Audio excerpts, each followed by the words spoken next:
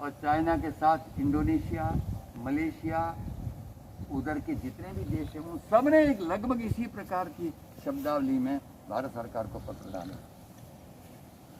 प्रतिभाएं अगर विकसित होती है तो सबको झुकना पड़ता है, और इसीलिए निरंतर उदार मन से सब प्रतिभाओं का प्रोत्साहन होना चाहिए।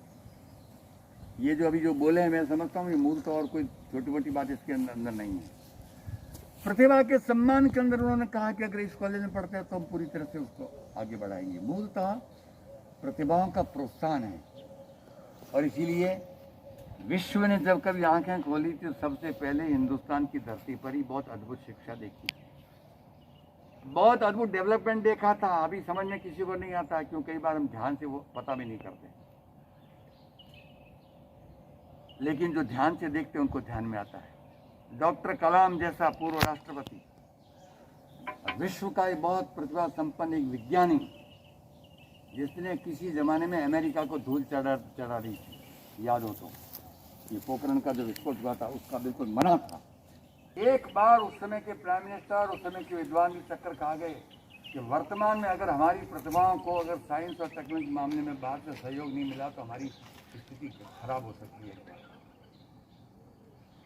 उन दिनों के प्राइम मिनिस्टर ने डॉक्टर कलाम को बुलाया, उसमें डॉक्टर कलाम राष्ट्रपति नहीं थे, उनमें विज्ञानी थे। कहा कि अमेरिका ने धमकी दी है तो बाहर से अगर हमको किसी प्रकार की साइंस और टेक्नोलॉजी में सहयोग नहीं मिला तो हमारी गाड़ी कैसे चलेगी। तो उसने बहुत मुस्कुरा करके कलाम साहब ने कहा कि आप प्राइम मिनिस्टर हो, डिसीजन आपको लेना है, लेकिन जहाँ तक ये इस इश्यू का सवाल है मैं आपको गारंटी देता हूँ इस देश की धरती के बच्चों के अंदर कोई कमी नहीं, हम हमारे हिसाब से प्रतिभाएं डेवलप कर लेंगे। और ये परमाणु विस्फोट में चमत्कार भी उसी में से था।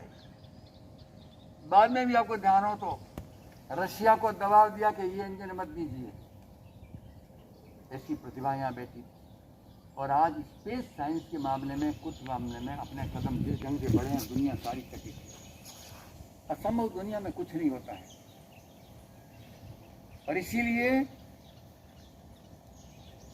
अपनी प्रतिभाओं को ठीक से लगा।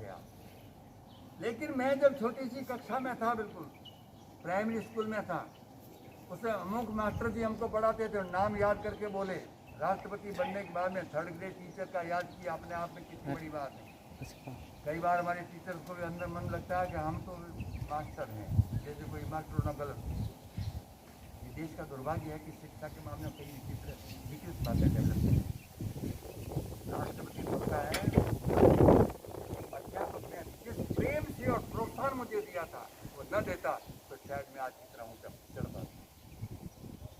उनके घर जाकर के राष्ट्रपति बनने के बाद में उस परिवार का अभिनंदन करते हैं राष्ट्रपति महोदय, और राष्ट्रपति भवन में आते ही अपने स्टाफ को बोलते हैं कि ऋषिकेश के अंदर भी एक आश्रम है, संत का आश्रम है, मुझे एक बार वहां जरूर जाना है। तो अनेक अफसरों को विचित्र लगा कि डॉक्टर कलाम